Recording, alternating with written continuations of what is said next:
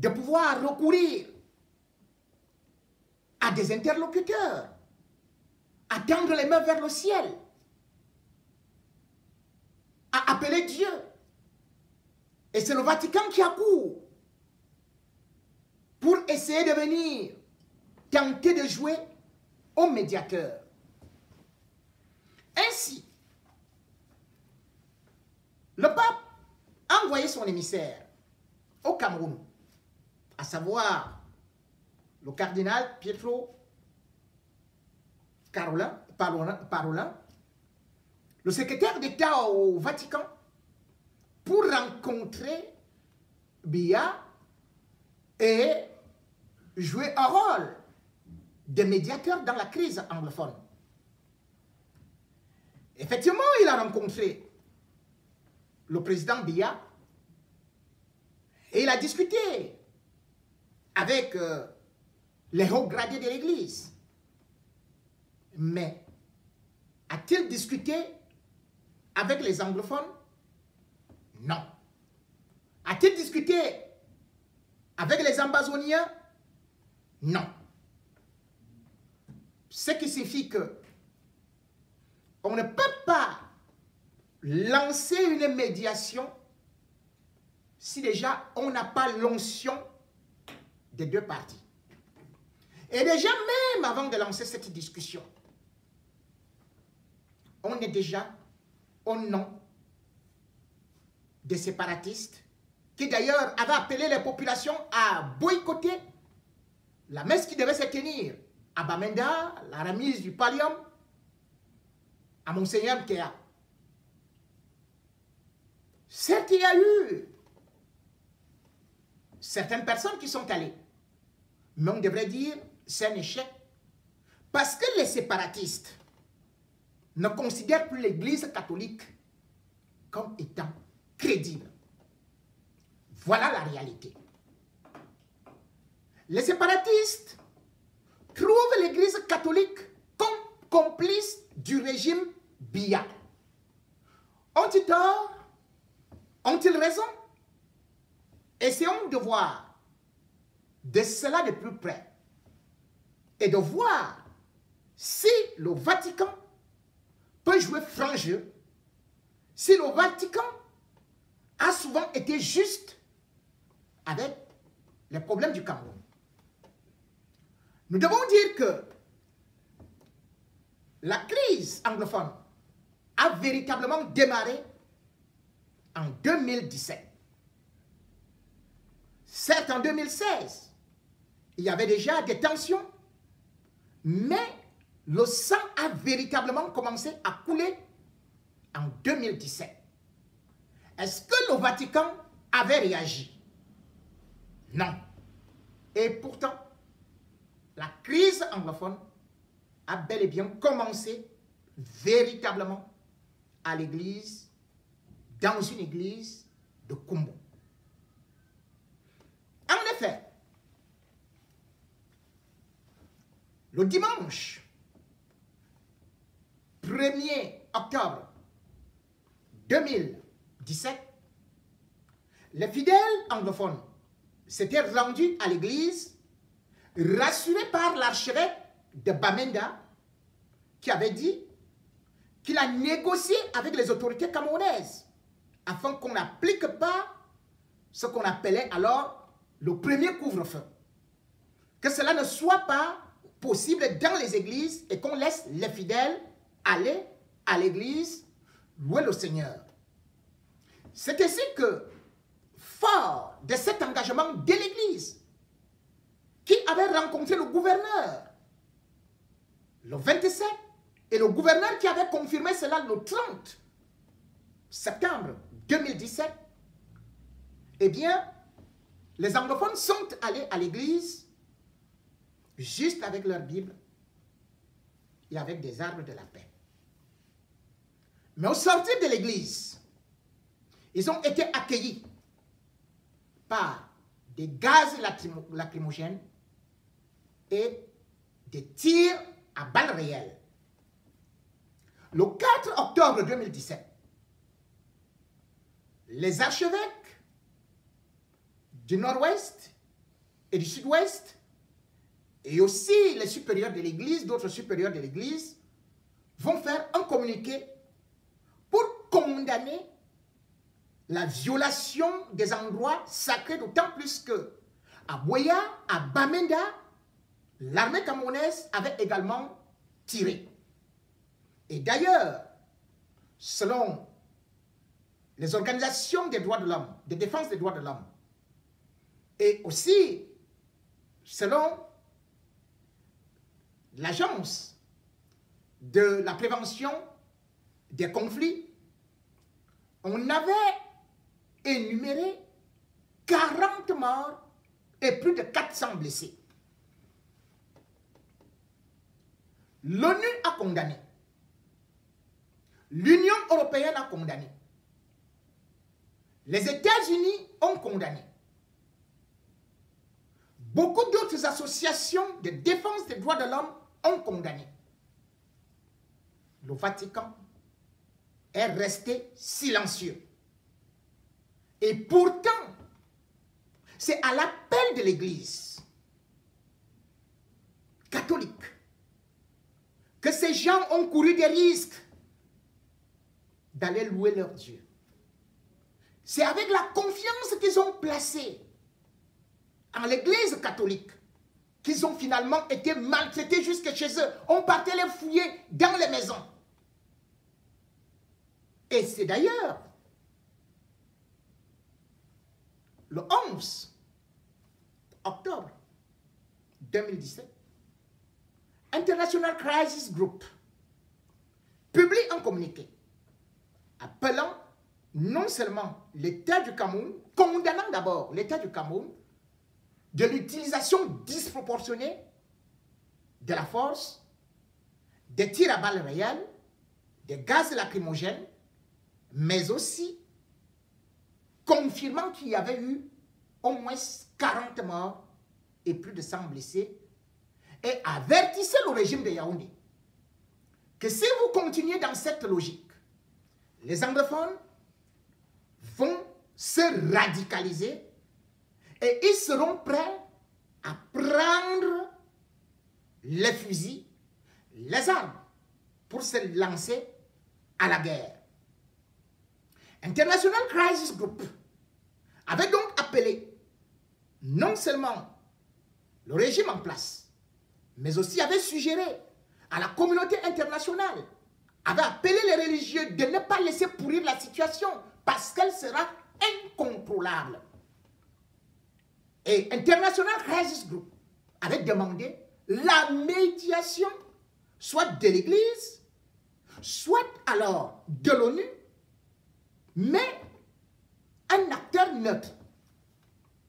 L'Église n'a pas tendu cette main, n'a pas voulu prendre ses responsabilités en ce moment. C'est à partir de là que, 2 semaines plus tard, il y a eu les répercussions dans la mesure où 4 gendarmes avaient été tués, un autre avait été égorgé. La guerre était lancée. Ça, c'est la genèse.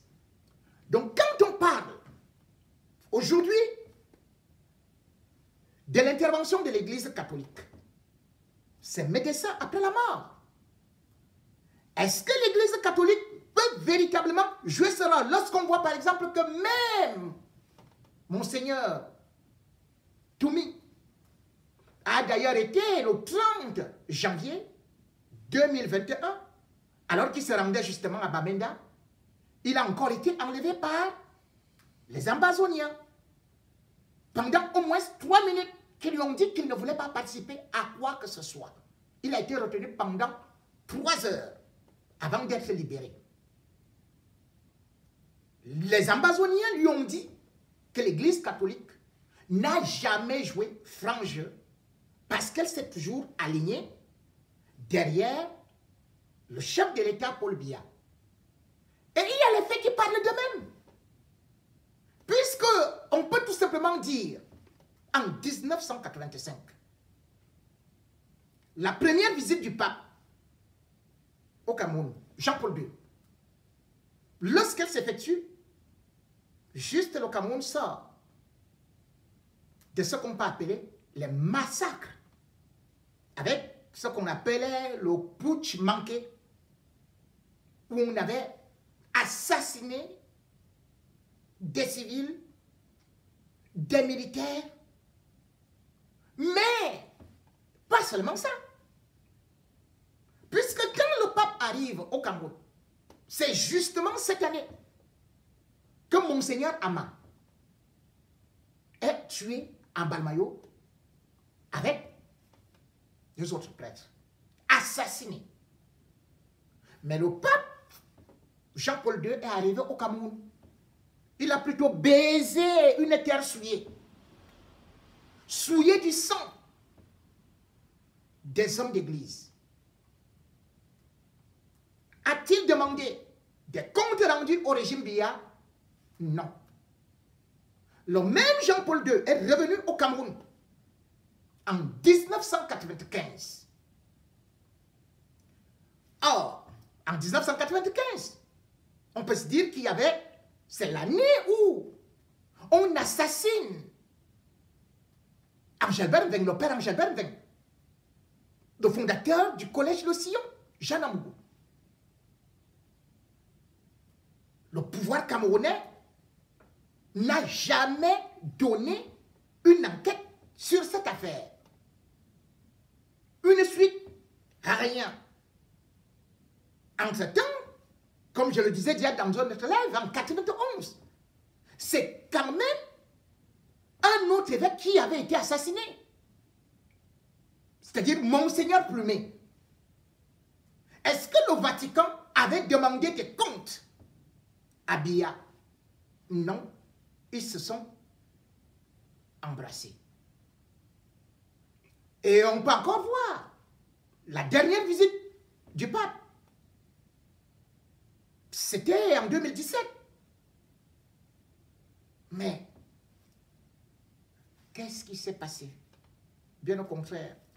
Celui-là dont je n'aime même pas souvent parler de son nom. D'ailleurs, lui-même, il a démissionné. Qui est venu donner l'onction à Biya d'être franc-maçon, de laisser d'abord la rose croix, parce que Biya lui avait demandé où est-ce que je vais maintenant. Il n'a pas osé demander à Biya pourquoi les enquêtes, les assassinats de tous ces prêtres, de toutes ces sœurs religieuses n'aboutissent jamais chez toi. Aucun chef d'État au monde n'a été reçu comme Biya au Vatican. Biya est déjà allé au Vatican 5 fois. 5 fois avec son épouse. Comment pouvez-vous embrasser un dictateur lorsque vous savez qu'en 2008, il a assassiné des jeunes dans les émeutes de la faim? Vous arrivez dans ce pays-là et vous faites comme si de rien n'était. Et ça ne date pas d'aujourd'hui. L'Église catholique n'a jamais joué un franc jeu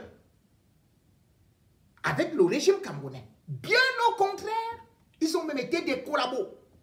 La preuve, posez-vous des questions. Qui a livré?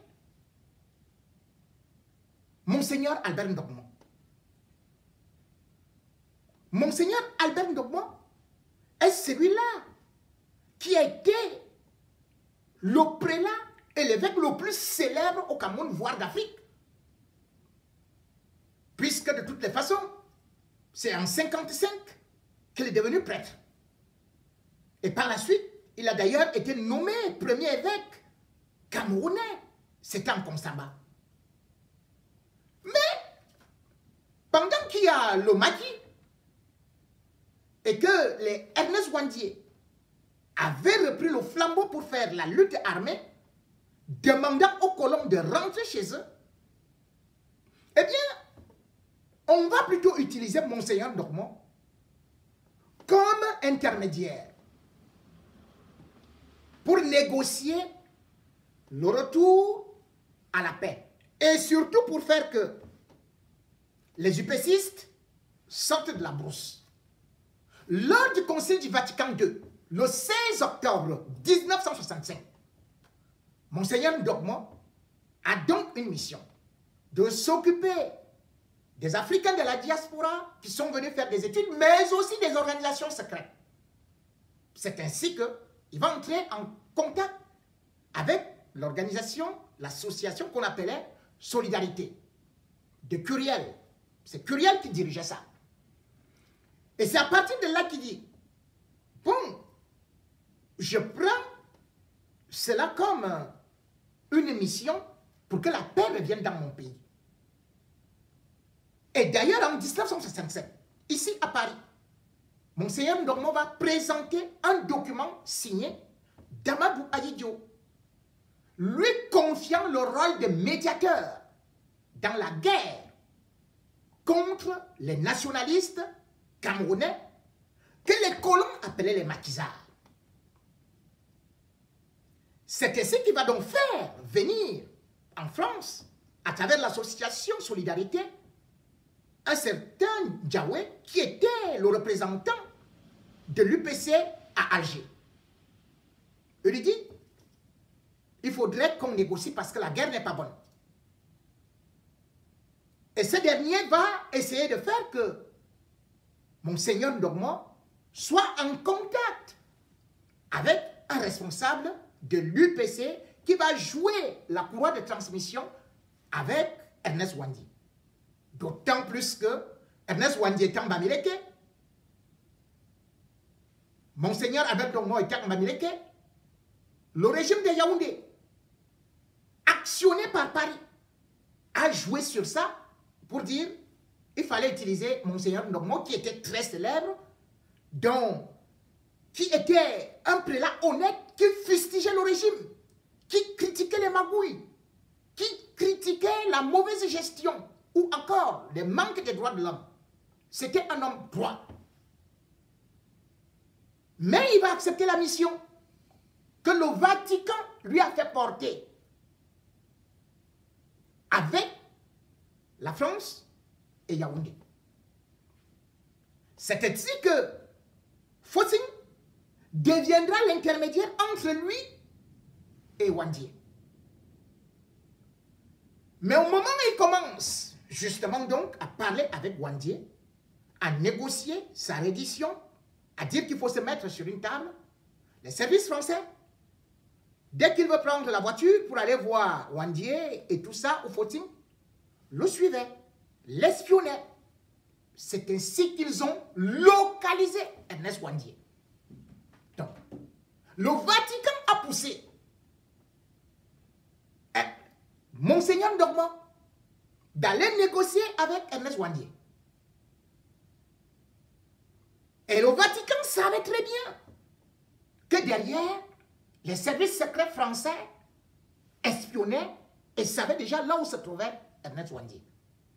Et directement, quand on savait qu'on l'avait encerclé, c'est là où le Vatican fait rentrer, rappelle Ernest Ouandié à Rome. Il ne sait pas de quoi est-ce qu'il s'agit. On lui dit, rentre immédiatement à Rome. À peine était-il arrivé, il savait déjà comment ils allaient piéger. C'est ainsi que le 19 août 1970 est arrêté Ernest Ouandié. Il est torturé avec Fossing, qui jouait les intermédiaires, avec Wambolo Courant et d'autres qui pourtant étaient déjà arrivés presque au cessez-le-feu grâce à Monseigneur Ndogmo et qui attendaient l'aboutissement des négociations. Ne voulant pas être lâche,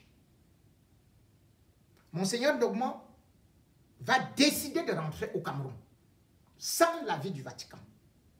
Il atterrit au Cameroun le 27 août 1970. À peine était-il arrivé, on le met aux arrêts. Voilà donc un évêque du Vatican qui se retrouve aux arrêts. Et pendant ce temps, les colons français diffusent les fausses informations pour faire de lui l'adepte de Satan, disant même qu'il voulait renverser Amadou Ahidjo. Ils vont prendre une femme qu'on appelait Bella Mal.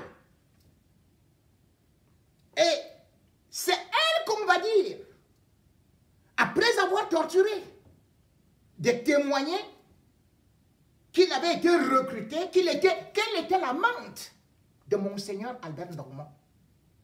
Et que sa mission était d'aller empoisonner Amadou Ahidjo.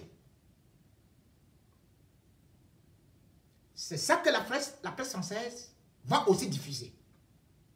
Tout ça était des montages.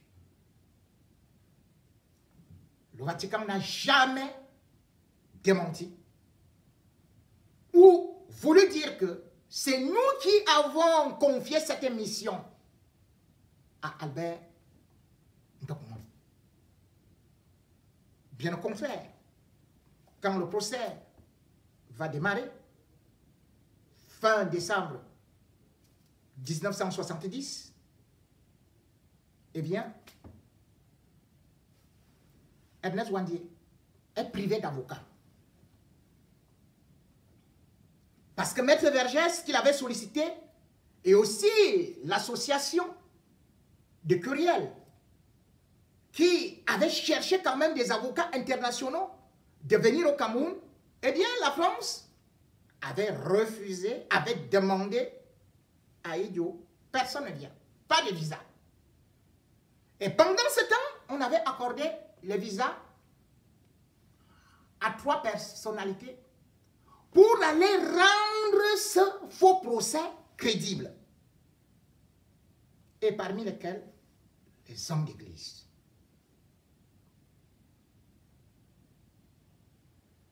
Il y avait par exemple Louis Peretti, Titi, qui était l'avocat, qui était dans le conseil de l'ordre des avocats de la France et qui était aussi le représentant des juristes catholiques.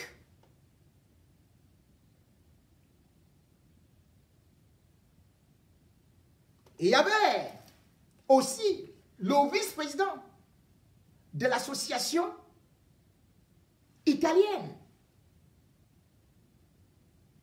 des juristes catholiques représentant la Pax Romana. On l'appelait Giuseppe Cassano. C'est eux qui vont assister au procès. Pas pour intervenir, hein. Ils regardent, ils croisent les mains. On va mentir que l'Église catholique avait donné les avocats à Monseigneur Ndormand. Archi faux. C'est lui-même qui avait sollicité les avocats anglophones. Vous comprenez pourquoi est-ce que les anglophones connaissent cette histoire? C'est les avocats anglophones payés de sa poche et non par l'Église du Cameroun ou le Vatican qui étaient à la barre.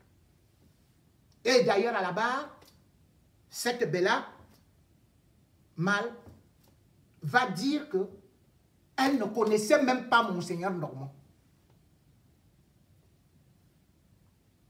Et que tout ce qu'on a écrit là, c'est parce qu'on l'a torturé.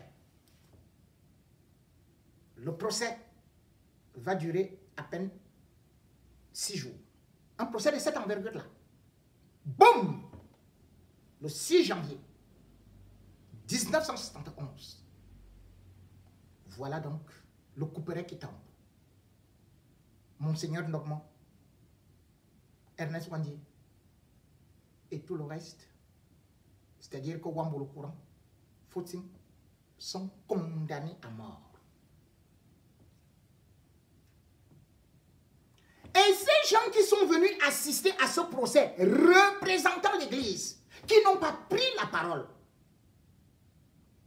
vont se lever pour venir voir les journaux comme Le Monde, passé à travers des médias français et des médias internationaux pour dire le procès était équitable et que Monseigneur Ndogmo nous a confié qu'il n'avait pas été torturé.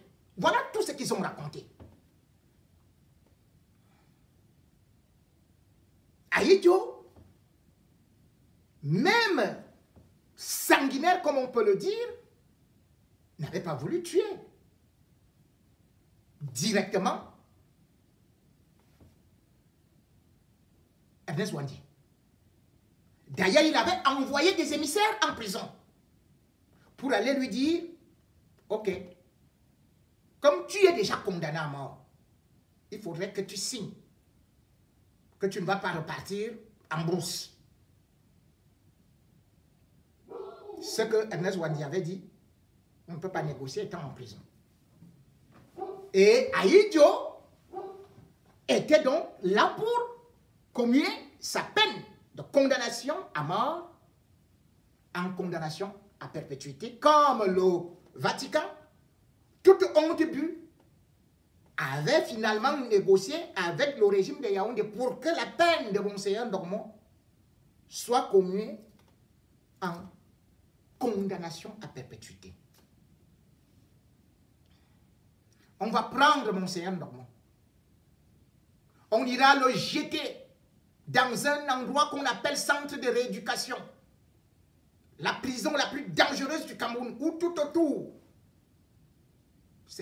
il y a des fauves et tout ça. Tcholiré. C'est là où Monseigneur Ndogmo a été enfermé pendant 4 ans. Pendant 7 ans, Foucault est dépêché par la France pour venir voir Ahidjo. Foucault atterrit à Yaoundé le 11 janvier 1971.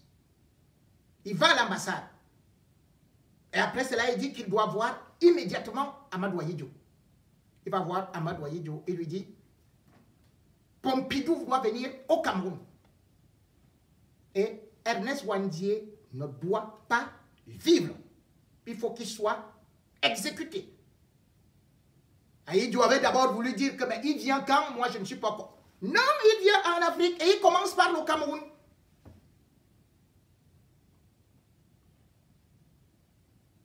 Et il faut qu'il soit exécuté. Je m'en vais au Gabon. Au plus tard, le 15, s'il n'est pas exécuté, c'est toi qui parles. C'était les mots de Foucault. Voilà comment est-ce que le 15 janvier 1971, Ernest Ouandié est donc fusillé. S'il n'avait pas négocié avec le régime à travers l'Église catholique, il n'aurait jamais été capturé. Il était hyper organisé. Déçu. D'ailleurs, en 1973, Monseigneur Albert Ndogmo avait démissionné. Et en 1975, Ahidjo le libère. Au lieu d'aller au Vatican, il allait au Canada. Et c'est d'ailleurs le 29 mai 1992 qu'il est mort au Québec. Et vous voulez donc, quand je prends cette histoire, c'est pour vous dire que ceux qui n'ont pas de mémoire vont se dire que les hommes en soutane, les anglophones les ont rejetés. Ils ont rejeté de collaborer avec eux. Et c'est normal. Vous vous rendez compte qu'en pleine messe, il y a le représentant de Paul Biya, Abamenda, c'est Ngongo. Ngongo vient représenter Paul Biya, alors que Ngongo est celui-là qui est le plus grand impliqué dans cette guerre. C'est lui qui a boycotté toutes sortes de négociations. Et c'est lui qui, à travers ce qu'on appelle l'industrie de la guerre, profite les sécurocrates. L'Église catholique, donc, ne peut pas être crédible dans cette négociation. Parce que, comme le dit un proverbe africain, le Satan fait serment